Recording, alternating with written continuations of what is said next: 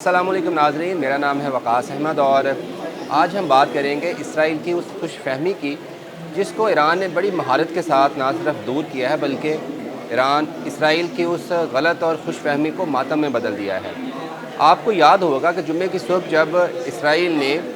अचानक ईरान पर फ़िज़ाई हमला किया तो उसके बाद सेहूनी रियासत में बड़े शादियाने बजाए गए।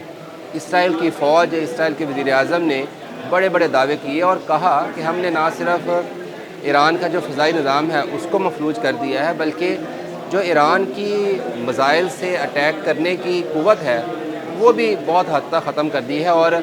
अब ईरान कोई रद्द-ए-अमल नहीं दे सकेगा क्योंकि वो मिसाइल चलाने के काबिल ही नहीं रहा। तो इस बात को लेकर नेतन्याहू था वो भी बड़ा खुश था, सेहूनी रियासत भी बड़ी खुश थी।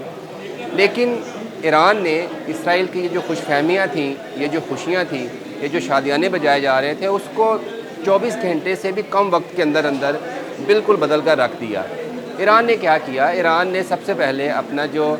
एयर डिफेंस सिस्टम था उसको दोबारा से फ़ाल किया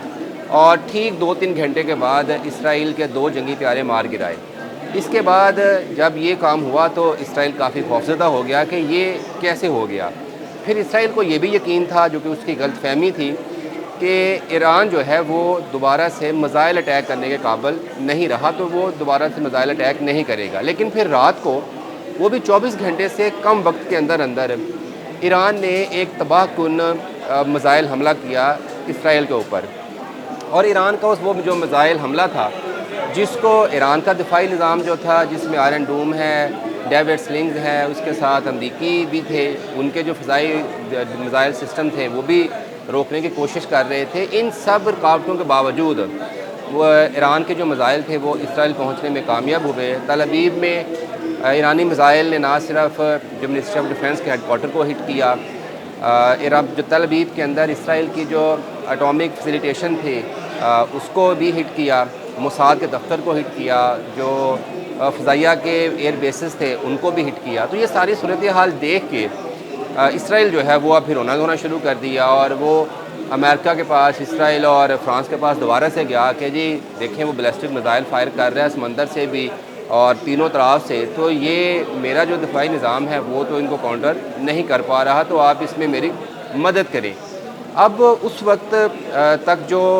अमेरिका के या उसके इत्तेहादियों के इसराइल के अतराफ़ में एयर डिफेंस सिस्टम मौजूद था, उससे भी बच के बहुत सारे जो मिसाइल थे वो इसराइल पहुँचे थे। तो इस सारी सूरत हाल के पेश नज़र अब अमेरिका ने क्या किया है इसराइल की ख़ास दरख्वास्त पर कि उसने अपना जो जदीद पैट्रियट मिसाइल डिफेंस सिस्टम है उसको जो है वो करीब कर लिया है इसराइल के, ताकि अगर दोबारा से ईरान अपने मिसाइल लॉन्च करता है, बैलिस्टिक मिसाइलों से हमला करता है इसराइल के ऊपर, तो उसको रोका जा सके, ताकि जो आयरन डोम है वो तो अब नाकाम हो चुका है, तो दोबारा से तल अवीव में या बाकी शहरों पर वो मिसाइल जाके ना गिरे। लेकिन at the same time Iran जो है उसने भी बड़े वाज़ेह तौर पर कहा है अमेरिका को भी, यूनाइटेड किंगडम को भी यानी इंग्लैंड को भी, बरतानिया को भी और फ्रांस को भी, कि अगर आपने जो ईरान मिसाइल फ़ायर करेगा इसराइल पर हमले के लिए, अगर आप उनको रास्ते में रोकेंगे अपने एयर डिफेंस सिस्टम या मिसाइल डिफेंस सिस्टम के साथ, तो फिर ईरान जो है वो आपके जो एयर बेसिस हैं ईरान के इर्द गिर्द, इराक़ में है, कतर में है और बाकी खलीजी ममालिकों में है, उन पर अटैक करेगा। तो ऐसी सूरत में जो है अगर ईरान जो है वो 200 या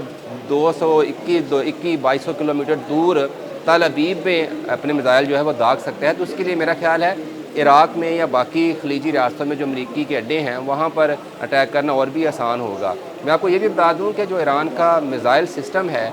अब वो बहुत जदीद भी है और बड़ा कॉम्प्लिकेटेड भी है, जिसको अभी तक इसराइल और जो उसके इत्तेहादी हैं अमेरिका वो समझ नहीं पा रहे, क्योंकि 40 साल पाबंदियों में रहने के बावजूद